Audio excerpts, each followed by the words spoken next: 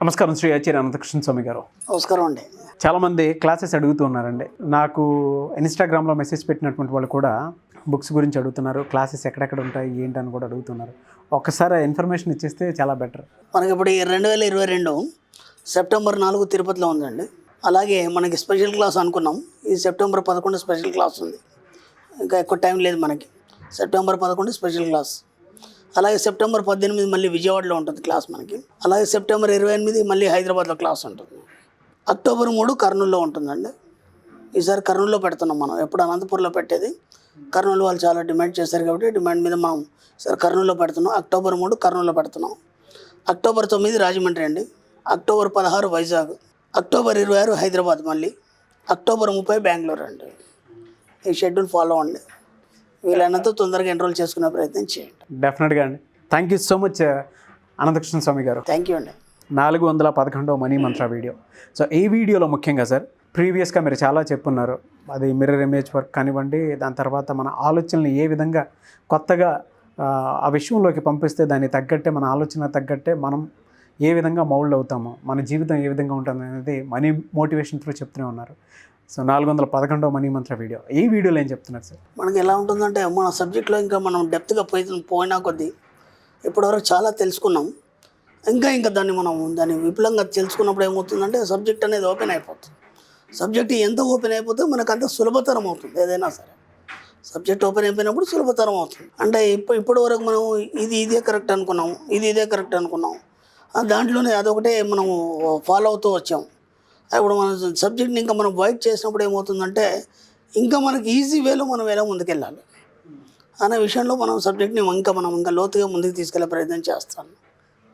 సామాన్యంగా మనము ఆధ్యాత్మిక పరిభాషలో ఆత్మ వేవ పార్టికల అనే విషయంలో చాలా చర్చలు జరుగుతాయి. దాని మీద ఎన్నో తర్జనభర్జనలు జరిగినప్పుడు ఏమంటారంటే వేవ్ అని అంటారు. ఓకేనా? అంటే మనకి ఏదైతే మనం పట్టుకోగలుగుతాము, ఏదైతే తాకగలుగుతామో అది పార్టికల్, లేదా మనకి తరంగాల రూపంలో ఉండే ఏదైతే ఉందో అది వే అని అనుకుంటాం మనం. కాబట్టి ఇక్కడ ఆత్మ తీసుకుంటే మనకి ఏమవుతుంది, అది వేవ్ అవుతుంది.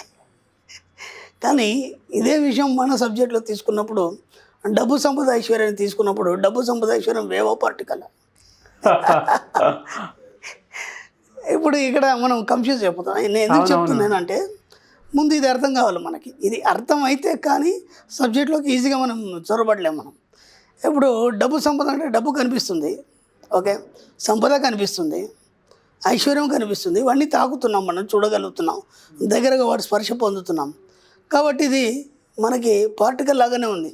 కానీ యాక్చువల్గా ఇది ఎక్కడ స్టార్ట్ అయిందంటే వేవ్లో స్టార్ట్ అయింది. ఇది మనం ఫస్ట్ పాయింట్అవుట్ చేయాలి దీన్ని. అంటే ప్రతి దగ్గర కూడా మనం ఏం చేస్తున్నామంటే, మన ఆలోచన తరంగాల యొక్క ఫ్రీక్వెన్సీని విశ్వంలోకి పంపుతున్నాం. ఇప్పుడు ఏమైంది, మన ఈ డబ్బు సంపద ఐశ్వర్యం అంతా ఏ రూపంలో ఉంది? ఫస్ట్ మనకి వేవ్ రూపంలో ఉంది. అర్థమైందా? వేవ్ అంటే తరంగాలు, అందుకంటే ఏం లేదు. కాబట్టి ఇవన్నీ కూడా మనం ఎక్కడికి పంపుతున్నామంటే ఆలోచన తరంగాల రూపంలో మనం విశ్వంలోకి పంపుతున్నాం. పంపినప్పుడు అవి మెటీరియలైజ్ అయ్యి మనం ముందుకు వస్తాం. అప్పుడు అది పార్టికల్గా మారుతుంది. అప్పుడు దాన్ని మనం అనుభవించగలుగుతాం, అప్పుడు దాన్ని మనం స్వీకరించగలుగుతాం, అప్పుడు దాన్ని స్పర్శ చేయగలుగుతాం. ఇక్కడ విచిత్రం ఏం జరుగుతుందంటే, డబ్బు అనేది ఇంతకుముందు మనం పార్టికల్గా ఉండేది, ఇప్పుడు అది వేవ్గా మారిపోయింది. అంటే ఆయా కాలమాన పరిస్థితులను బట్టి ఇది అదవుతుంది, అది ఇది అవుతుంది. ఎందుకంటే ఇంతకుముందు ప్రతి వాళ్ళ దగ్గర డబ్బు ఉండేది, మనీ ట్రాన్సాక్షన్ చేతి ద్వారా చేసేది మనం. ఇప్పుడు ఆన్లైన్ ట్రాన్సాక్షన్. ఇప్పుడు మనీ లేదంటే ఉంది, కానీ దాన్ని తాకలేము, దాన్ని చూడలేము. జస్ట్ నంబరింగ్ తప్ప మనం దాన్ని తాకలేము, చూడలేము. అంతా ఎలా జరుగుతుంది? ఇది వేవ్ రూపంలో జరుగుతుంది. ఇప్పుడు అర్థమైందా? కాబట్టి ఇప్పుడు ఆత్మ పార్టికలా వేవా అన్నప్పుడు, డబ్బు పార్టికలా వేవా అన్నప్పుడు దాన్ని ఎలా నిర్వచించగలుగుతాం మనం? కాబట్టి మన సబ్జెక్టులు ఏమవుతుందంటే, డబ్బు కానీ సంపద ఐశ్వర్యం కానీ ఆ రూపంలో ఉంటుంది, ఈ రూపంలో ఉంటుంది. మ్యాక్సిమం ఏంటంటే మన ఊహ ద్వారా మనం ప్రతిదాన్ని సంపాదించుకుంటాం. కాబట్టి ప్రతిదీ మనం వేవ్ రూపంలోనే చూడాలి. డెప్త్గా మనం వెళ్ళినప్పుడు ఏమవుతుందంటే, మనం ప్రతిదీ కూడా డబ్బు సంపద ఐశ్వర్యం ఇంకేదైనా కావచ్చు, మనకు కావాల్సిన అవసరాలు ఇంకేమైనా కావచ్చు, అంటే ఒక వ్యక్తి అవసరం కావచ్చు, ఇంకేదైనా కావచ్చు, ఇవన్నీ కూడా మనం ముందు వేవ్ రూపంలోనే మనం థాట్ చేస్తాం. ప్రతిదీ కూడా అలాగే థాట్ చేస్తాం. థాట్ చేసినప్పుడు మాత్రమే ఆ రూపాన్ని అవి సంతరించుకోవడానికి కారణం కూడా మనం డిజైన్ ఇస్తాము. ఎందుకంటే ఇది ఇలా ఉండాలి. ఇప్పుడు మన స్టూడియో ఉంది, ఇది ఎలా డిజైన్ చేస్తాము? ఈ డిజైన్ చేయడానికి ఒక ఆర్కిటెక్చర్ ఉన్నాడు. అవును. ఆయన ఆలోచన విధానంలో అది వేవ్ రూపంలో అది డిజైన్ తయారు చేయబడింది. ఎగ్జాక్ట్లీ. ఎస్, అది తయారైనప్పుడు పర్టికల్గా మన బయటకు వస్తుంది. కాబట్టి ఇక్కడ ప్రతిదీ కూడా మనం ఏం చేయాలంటే 24 గంటలు మన మనసుతోని, అంటే మనం ఏమనుకుంటామంటే మన సబ్ కాన్షియస్ మైండ్తోని మనం ప్రతిదీ ఆలోచిస్తూ అనుసంధానమై వేవ్ రూపంలో మనం డెప్త్గా వెళ్ళగలుగుతాం. అంటే ఇప్పుడు ఒక ఊహకి అంత అనేది ఉండదు. పర్టికల్గా అంటే మనకి ఇప్పుడు ఇవన్నీ కనిపిస్తాయి, ఇది ఇంతే ఉంటుంది. దీన్ని మళ్ళీ మనం మోడిఫై చేసుకోవచ్చు. కానీ మన ఊహల్లో మనం ఎంత పెద్దదైనా, ఎంత హ్యూజ్ అమౌంట్ అయినా, ఎంత రిచ్నెస్ అయినా, ఏదైనా సరే మీరు ఎంత పెద్దగైనా సరే దాన్ని మీరు డిజైన్ చేసుకోవచ్చు. కాబట్టి మన సబ్జెక్ట్ వేవా లేదా పార్టికల్ అన్నప్పుడు మన సబ్జెక్ట్ స్టార్ట్ అయ్యేది వేవ్ నుంచి స్టార్ట్ అవుతుంది. దాంట్లో మీరు ఎంత వీలైతే అంత దాంతో అనుసంధానమై కావాల్సినంత సృష్టించుకోండి. అది పార్టికల్ రూపంలో మేము ముందు ఉంటాం. కాబట్టి రెండింటిగా మన సబ్జెక్ట్ని చూడాలి. రెండింటిగా మనం దాన్ని అనుసంధానం అయినప్పుడు మాత్రమే దాన్ని మనం చూడగలుగుతాం, దాన్ని పొందగలుగుతాం. కాబట్టి ముందు చూడడం అనేది రావాలి. ఎలా సార్ అంటే కొంతమందికి ఈ విజువల్స్ అవి చేసేటప్పుడు డిస్టర్బెన్స్ క్రియేట్ అవుతూ ఉంటాయి కదా. అంటే మీరు చెప్పారు ఒకప్పుడు డబ్బు అని అంటే ట్రాన్సాక్షన్స్ ఏ విధంగా ఉంటాయనే దానికి ఒక్కొక్క ఐడియా ఇచ్చారు. అంటే ఇప్పుడు ఏ విధంగా ఉంది అనేది కూడా ఒక ఐడియా ఉంది. జస్ట్ నంబర్సే మనకి గూగుల్ పే అయినా ఫోన్ పే అయినా సరే. అంటే అంత చేంజ్ ఉంది. అంటే ఇవాళ మళ్ళీ విజువలైజేషన్కి వచ్చేటప్పటికి మీరు ఇందాక వేవ్స్ త్రూ పార్టికల్ అవుతాయని చెప్పేసి అన్నారు. సో విజువలైజేషన్ కూడా ఏ విధంగా ఉండాలంటారండి? ఎలా ఉండాలంటే ఇప్పుడు మీరు తిరుమల వెళ్ళారండి, తిరుమల వెళ్ళారు, దర్శనం కాలేదు, గుండు కొట్టించుకున్నారు, వచ్చారు. మీరు దర్శనాన్ని చూడలేదు. ఆలోచన విధి విధానంలో మీరు పర్ఫెక్ట్గా దర్శనాన్ని చూడలేదు. మీరు వెళ్ళారు దేనికోసం, ఆయన దర్శనానికి అని వెళ్ళారు. కానీ ఆ విజువలైజేషన్ మీరు పర్ఫెక్ట్ చూడనప్పుడు ఏమవుతుందంటే అక్కడి దాకా వెళ్ళిన తర్వాత ఏదో డిస్టర్బెన్స్ జరిగి జస్ట్ గుండు కొట్టించుకుని రావడం జరుగుతుంది. కాబట్టి నేను అనేది ఏంటంటే ప్రతి విజువలైజేషను, ప్రతి ప్రేమ అనేది మీకు పర్ఫెక్ట్గా చూడగలగాలి.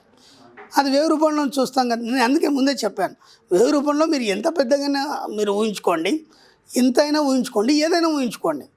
ఆ ఊహించుకునేది ఏదైతుందో ఆ ప్రేమ అనేది పర్ఫెక్ట్గా ఉండాలి.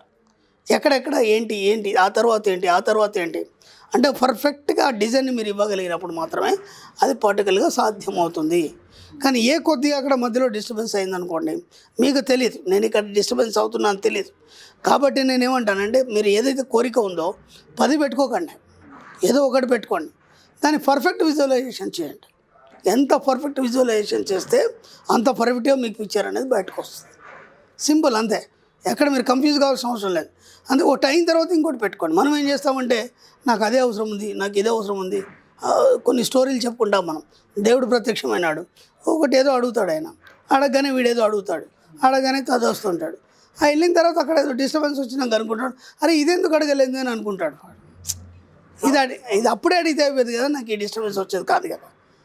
అంటే ఏమవుతుంది, నీకు కావాల్సిన దాని మీద నీకు పర్ఫెక్షన్ లేదు. కాబట్టి ఎంత పర్ఫెక్షన్ ఉండి ఎంత పర్ఫెక్ట్గా నువ్వు విజువలైజేషన్ చేస్తే పిక్చర్ అంత క్లియర్గా బయటకు వస్తుంది. దాంట్లో తేడా రానివ్వకండి, నేను అనేది. Thank you sir, thank you so much Shri Acharya Anantakrishna Swami గారు. థ్యాంక్ యూ అండి.